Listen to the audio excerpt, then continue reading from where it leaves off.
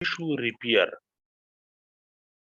हमारे पास जो next chapter है वो है टिश्यू रिपेयर। जब आपका कोई टिश्यू डैमेज हो जाए तो ये दोबारा से, अब इस डैमेज टिश्यू वाली जगह पे क्या काम होता है, इस डैमेज्ड टिश्यू वाली जगह पे क्या काम होता है। तो आपको ये पता होना चाहिए कि जैसे ही इन्फ्लेमेशन शुरू होती है, जिस जगह पे लेट सपोज ये ब्लड वेसल है ना, और ये एक टिश्यू है, इस टिश्यू पे लेट सपोज इसमें कोई बैक्टीरिया आ गया, यानी इन्फेक्शन हो गई, या कोई वायरस आ गया, या कोई पैरासाइट आ गया, या कोई फंजाई आ गया।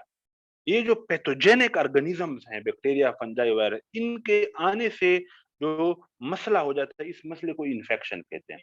अब आपका जिस्म इस इन्फेक्शन को जो रिस्पांस देता है उसको क्या कहते हैं, इन्फ्लेमेशन।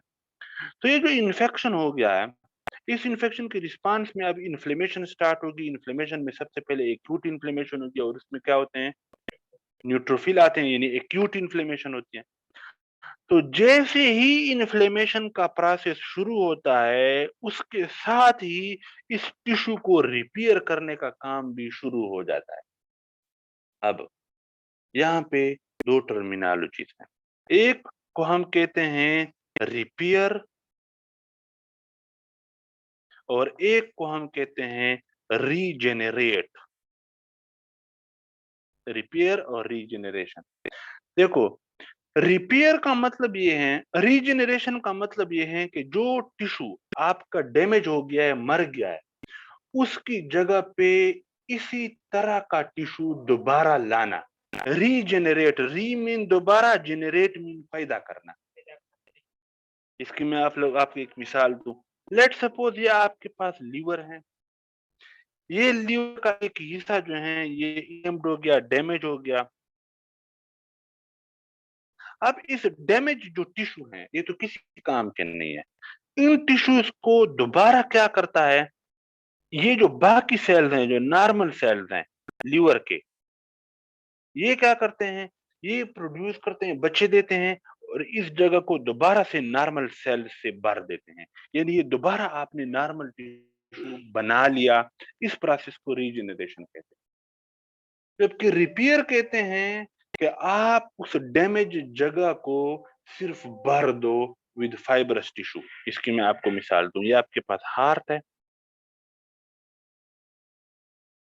हार्ट अटैक हो गया, जिसकी वजह से, हार्ट अटैक की वजह से हार्ट का ये सेल जो है ये इन्फार्क्टेड हो गए, मर गए। अब हार्ट के सेल्स के इर्द गिर्द ये जो नॉर्मल सेल्स हैं, इनमें ये कैपेबिलिटी नहीं होती कि ये बच्चे दे सकें, क्योंकि हमने पढ़ चुके हैं कि 3 तरह के सेल हैं जो बच्चे नहीं देते, नर्व सेल, स्केलेटल मसल के सेल, और कार्डियक सेल। तो हार्ट के सेल्स तो बच्चे नहीं दे सकते। तो ये अगर इनमें कोई जगह मर जाए, कोई सेल मर जाए, तो उनको आप उसी सेल से रिप्लेस नहीं कर सकते। तो आप उस जगह को किस चीज से भरते हो, फाइब्रस टिश्यू से भरते हो। वहां पे क्या बन जाता है, फाइब्रस टिश्यूज आते हैं और वो स्कार बना देते हैं। जख्म के, जब जख्म ठीक ना हो, वहां पे जो निशान बन जाता है ना, उसको स्कार कहते हैं। मतलब जब जख्म नॉर्मल सेल से, ओरिजिनल सेल्स की बजाय कोलाजिन फाइबर से, बाकी फाइब्रस टिश्यू से वो जगह भर जाए, तो वो जो जगह कहलाती है उसको हम स्कार कहते हैं। तो इस प्रोसेस को रिपेयर कहते हैं, कि आपने रिपेयरिंग तो कर ली, उस जगह को फाइब्रस टिश्यू से भर दिया, वो मसला ठीक हो गया, लेकिन यहाँ पे जो सेल मर गए थे उनको आपने रीजेनरेट नहीं किया। तो री और रीजेनरेशन, यानी जब इन्फ्लेमेशन होती है, तो जो इन टिश्यू के सेल आपके मरते हैं, या तो आप उनको रीजेनरेट कर सकते हो, दोबारा से उनको बना सकते हो, या उस जगह पे फाइबर टिश्यू डिपॉजिट कर सकते हो, यानी सिर्फ रिपेयरिंग कर सकते हो। तो पॉइंट से इसकी समझ आ गई, ये दो तरीके। अब ये कौन डिसाइड करेगा कि अब इसी से रिलेटेड एक और चीज है कि आपके पास, आपके जिस्म में दो तरह के सेल्स होते हैं, बल्कि 3 तरह के सेल्स होते हैं। एक आपके पास स्टेबल सेल्स कहलाते हैं, एक आपके पास परमानेंट सेल कहलाते हैं, और एक आपके पास लेबाइल सेल्स कहलाते हैं। सबसे पहले हम लेबाइल सेल्स के ऊपर बात कर देते हैं। लेबाइल सेल वो सेल्स हैं जो बेसिकली, जिनको हम स्टेम सेल्स भी कहते हैं, जो धड़ाधड़ बच्चे दे सकते हैं। ये एक स्टेम सेल था, लेट्स सपोज ये न्यूट्रोफिल का स्टेम सेल था जो बोन मेरो में पड़ा हुआ है, तो ये स्टेम सेल बहुत सारे न्यूट्रोफिल के सेल बना के दे सकता है। ऐसे स्टेम सेल को, यानी जो स्टेम सेल होते हैं जो बहुत ज्यादा बच्चे दे सकते हैं, उनको हम लेबाइल सेल कहते हैं। उनको हम क्या कहते हैं? Labile cell. लेबाइल सेल्स की दूसरी एग्जांपल आपके पास क्या है? स्किन के ऊपर जो एपिथेलियल, ये जो आपकी स्किन है ना, कंटिन्यूसली इसकी ऊपर वाली तय है, इसकी शेडिंग हो रही होती है, ये गिर रहे होते हैं। उसको कौन रिप्लेस कर रहा है? नीचे से नए सेल आ रहे हैं। वो नए सेल्स कौन बना रहा है? अगर आपको पता हो, मैंने बताया था कि स्किन की इतनी सारी लेयर्स होती हैं और सबसे नीचे वाली लेयर में स्टेम सेल्स होते हैं। ये स्टेम सेल बना के ऊपर भेज रहे होते हैं और उसको रिप्लेस। तो ये लेयर अगर उड़ जाए, नीचे से स्टेम सेल इस लेयर के लिए और सेल बना के भेज देता है, दोबारा से ये बनती है, खत्म होती है, बनती है, खत्म होती है। तो ये लेबाइल सेल। इसके बाद आपके पास ऐसे सेल हैं जो परमानेंट सेल हैं। अच्छा, जो लेबाइल सेल हैं, उन जगहों पे जहां पे लेबाइल सेल्स हो, वहां पे अगर इन्फ्लेमेशन हो जाए तो वो जगह क्या होगी? रिपेयर होगी या रीजेनरेट होगी? Regenerate regenerate. होगी। दोबारा से आप इन सेल्स को बना सकते हो। जैसे अगर आपकी स्किन का कोई हिस्सा जख्मी हो जाए ना, तो कुछ दिन बाद वो स्किन दोबारा बिल्कुल उसी तरह नॉर्मल हो जाती है, क्योंकि स्किन के अंदर जो नीचे स्टेम सेल हैं, ये बेसिकली लेबाइल सेल हैं। तो ये रीजेनरेशन से हील होते हैं। जो हीलिंग होती है वो रीजेनरेशन से होती है।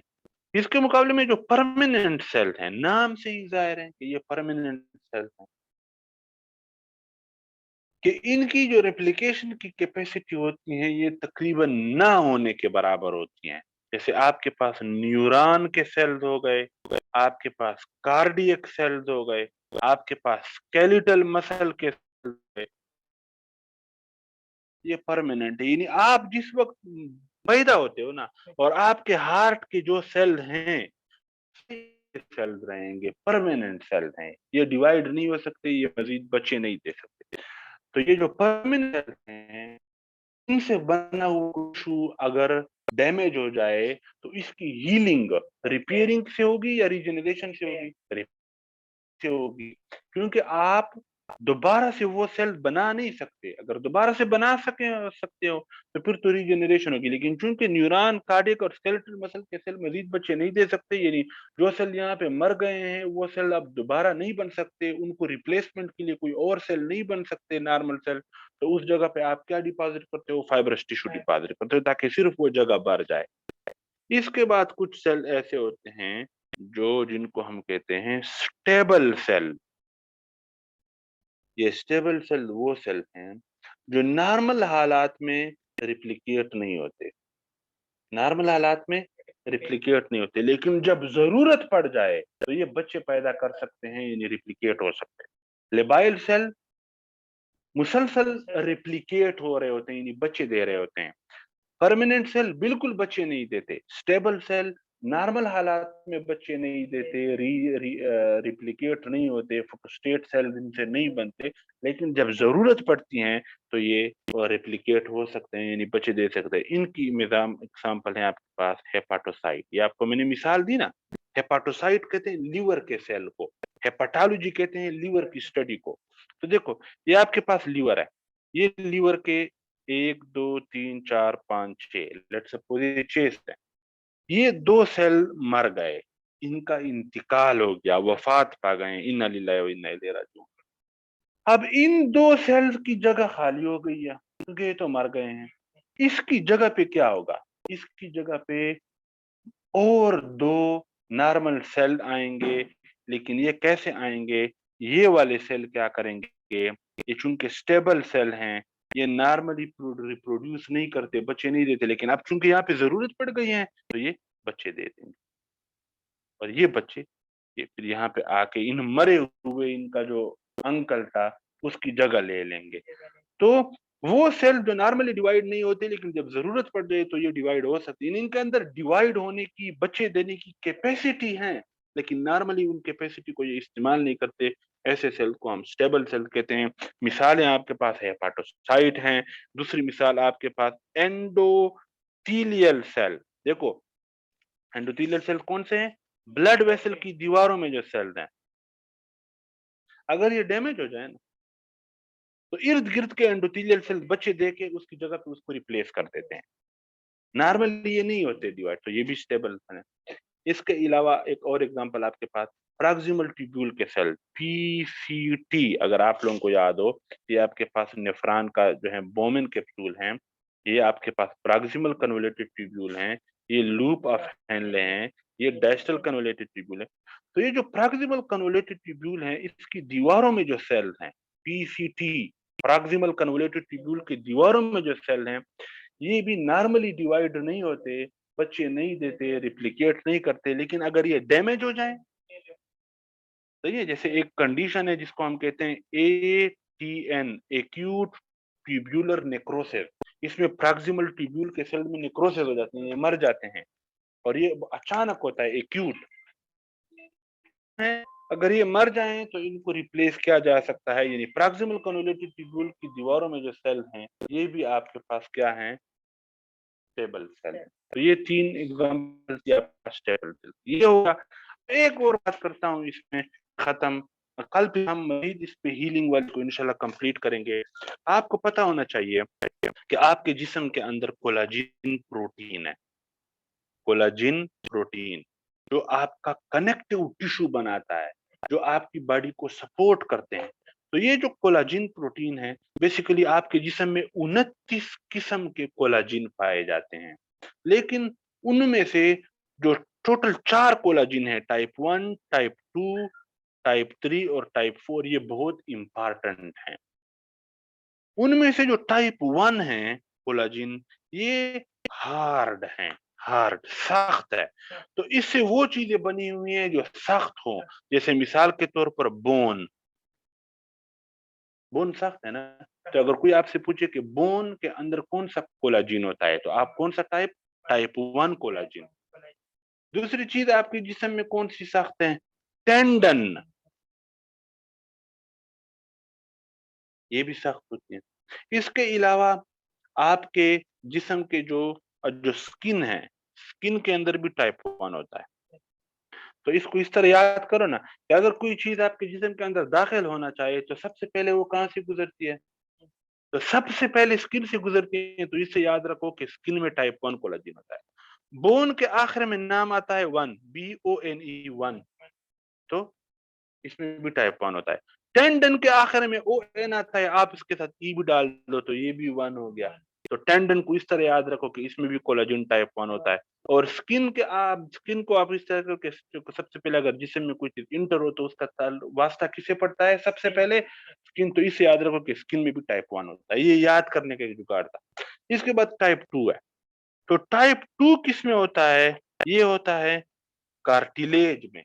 बोन में टाइप 1 होता है, कार्टिलेज जो कि थोड़ा सा नरम होता है, इसमें टाइप 2 होता है। तो अगर मैं कार्टिलेज को कार्टुलेज पढ़ूं तो आपको कोई मसला तो नहीं है। तो इसको कार्टुलेज से याद रखो कि कार्टुलेज, इसमें टाइप 2 कोलाजिन होता है। कोलाजिन की 29 किस्में हैं, type 1, type 2, type 3, type 4, type 5, type 6, type 29 तक। उसमें टाइप 1 इन इन जगहों पे था, टाइप 2 कार्टिलेज में होता है। दूसरी चीज आपकी आंखों के अंदर होती है, जिसको हम क्या कहते हैं, विट्रस ह्यूमर, एक फ्लूइड होता है। तो VITREOUSHUMOR,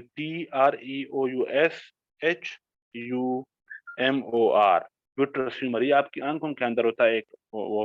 तो इसको विट्रूरस से याद रखो, विट्रूरस ह्यूमर। तो इसमें भी 2 आ गया तो आपके पास कोलेजन टाइप 2 होता है। कार्टिलेज में भी टाइप 2 कोलेजन, विट्रस ह्यूमर में भी टाइप 2 कोलेजन होता है। इसके बाद आपके पास आता है टाइप 3। तो जो आपके पास टाइप 3 है, ये आपके पास उन जगहों पे होता है जो सॉफ्ट होती हैं। ये थोड़ा सा सॉफ्ट है, सॉफ्ट। तो सॉफ्ट आपके पास क्या क्या चीजें हो सकती हैं, यूटिरस, यूटिरस नरम होता है, यूटिरस में आपके पास टाइप 3 है।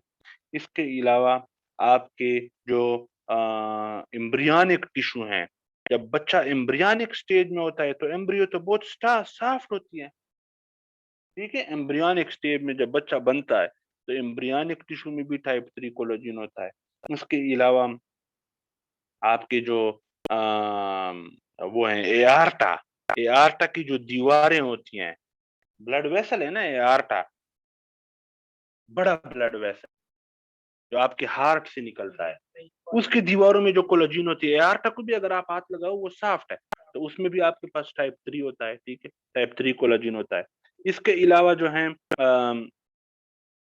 एआर्टा भी, यानी जो टाइप 3 कोलेजन है ये उन स्ट्रक्चर्स में होता है जो स्ट्रेच हो सके, जो सॉफ्ट हो, जो प्लेएबल हो, PL PLIABLE, playable, soft, stretchy, जो स्ट्रेच हो सकें, तो टाइप 3 जो है इनमें होता है। ग्रेनुलेशन टिश्यू, कल हम पढ़ेंगे कि ग्रेनुले, एक था ग्रेनुलोमेटस इन्फ्लेमेशन, वो अलग चीज है, ये ग्रेनुलेशन टिश्यू है, इसमें एम नहीं है, ग्रेनुलेशन टिश्यू, ग्रेनुलेशन टिश्यू में भी टाइप 3 होता है। जबकि जो टाइप 4 होता है ये बेसमेंट मेम्ब्रेन में होता है, बेसमेंट मेम्ब्रेन। बेसमेंट मेम्ब्रेन क्या होती है? देखो ये आपके पास ब्लड वेसल की दीवारें हैं ना, ये ब्लड वेसल की दीवारों में एंडोथेलियल सेल है ना, लेट्स सपोज, तो एंडोथेलियल सेल तो होती है, इनके नीचे बेस पे एक मेम्ब्रेन होती है जो इसको सपोर्ट करती है। जैसे ये आपके पास लेट्स सपोज इंटेस्टाइन की दीवारें हैं ना, तो ये इंटेस्टाइन के सेल है ना, एपिथेलियल सेल है, इनको नीचे सपोर्ट करने के लिए एक बेसमेंट मेम्ब्रेन होती है। तो ये एपिथेलियल सेल्स के नीचे जो मेम्ब्रेन होती है सपोर्ट के लिए, इसको बेसमेंट मेम्ब्रेन कहते हैं। इसमें आपके पास टाइप 4 कोलेजन होता है, ठीक है? तो मैंने इसको इस तरह याद किया था कि बेस जो है ये, इसमें 4 अल्फाज हैं, BASE, तो जो बेसमेंट मेम्ब्रेन है इसमें टाइप 4 कोलेजन आपके पास होता है, ठीक है? ये आपके पास, ये चीज़ें आपको याद होनी चाहिए। अब जो जो बेसमेंट मेम्ब्रेन होता है इसमें भी थोड़ा-सा मैं आपको, और बल्कि इस कल इस पे इंशाल्लाह बात करेंगे। कल मज़ीद हम 15 से 20 मिनट इसको करेंगे और ये हमारे पास जो टिश्यू रिपेयर वाला जो चैप्टर है ये भी खत्म हो जाएगा, और इसके साथ ही हमारी जनरल पैथोलॉजी जो है, एक इम्यूनोलॉजी का चैप्टर है, इसमें ऑटो इम्यून डिजीज़ेज़ हैं, वो रह जाएगा, बाकी हमारा जनरल पैथोलॉजी खत्म हो जाएगा। कल जनरल इन्फ्लेमेशन वाला जो चैप्टर है उसका टेस्ट होगा, और जेन्युइन सही वाला टेस्ट होगा, मैं एक-एक से पूछूँगा इंशाल्लाह। चलो आज के लिए इतना ही काफ़ी है।